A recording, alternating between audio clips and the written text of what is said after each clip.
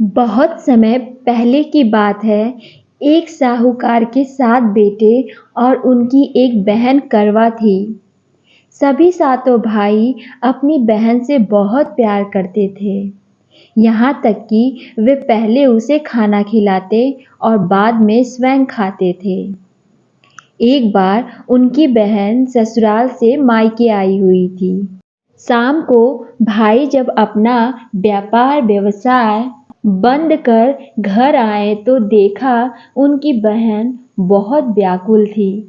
सभी भाई खाना खाने बैठे और अपनी बहन से भी खाना खाने का आग्रह करने लगे, लेकिन बहन ने बताया कि उसका आज करवा चौथ का निर्जल व्रत है और वह खाना सिर्फ चंद्रमा को देखकर उसे अर्घ्य देकर ही खा सकती है।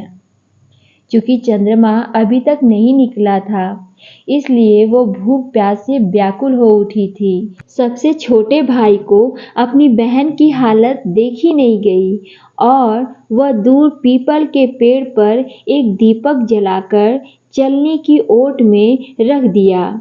दूर से देखने पर ऐसा प्रतीत होता था कि जैसे चतुर्थी का चांद उदित हो रहा हो। इसके बाद भाई अपनी बहन को बताया कि चांद निकल आया है, तुम उसे अर्घ्य देने के बाद भोजन कर सकती हो। बहन खुशी के मारे सीढ़ियों पर चढ़कर चांद को देखने लगी और उसे अर्घ्य देकर खाना खाने बैठ गई। वह पहला टुकड़ा मुंह में डाली तो उसे छींक आ गई और दूसरा टुकड़ा डालती है तो उसमें बाल निकल आया और जैसे ही तीसरा टुकड़ा मुंह में डालने की कोशिश की तो उसके पति के मृत्यु का समाचार उसे मिला। वह बौखला गई। उसकी भाभी उसे सच्चाई से अवगत कराई कि उसके साथ ऐसा क्यों हुआ। करवा चौथ का व्रत गलत तरीके से टूटने के कारण देवता उससे नाराज हो गए हैं और उन्होंने ऐसा किया।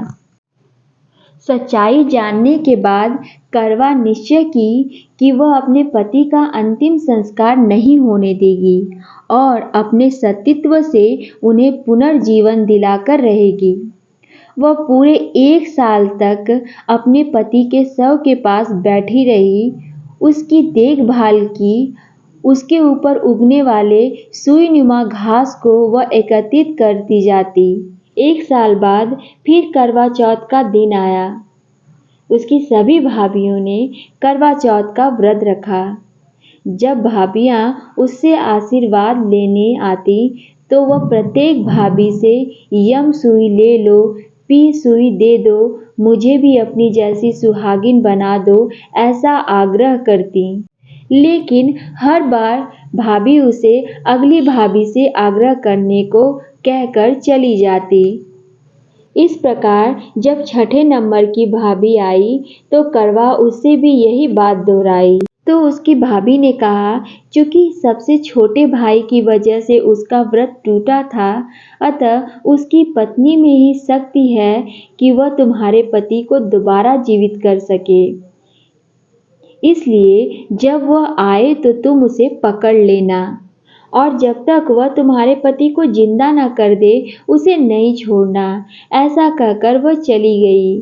सबसे अंत में छोटी भाभी आई। करवा उनसे भी सुहागिन बनने का आग्रह करने लगी, लेकिन वह टाल मटोल करने लगी। इसे देख करवा उसे जोर से पकड़ ली और अपने सुहाग को जिंदा करने के लिए कहने लगी। भाभी उससे छुड़ाने के लिए नोचती खसोटती, लेकिन करवा नहीं छोड़ती। अंत में उसकी तपस्या को देख भाभी पसीज गई और अपनी छोटी उंगली को चीरकर उसमें से अमृत उसके पति के मुंह में डाल दिया। करवा का पति तुरंत श्री गणेश कहता हुआ उठा। इस प्रकार प्रभु कृपा से उसकी छोटी भाभी के माध्यम से करवा को अपना सुहाग वापस मिल गया।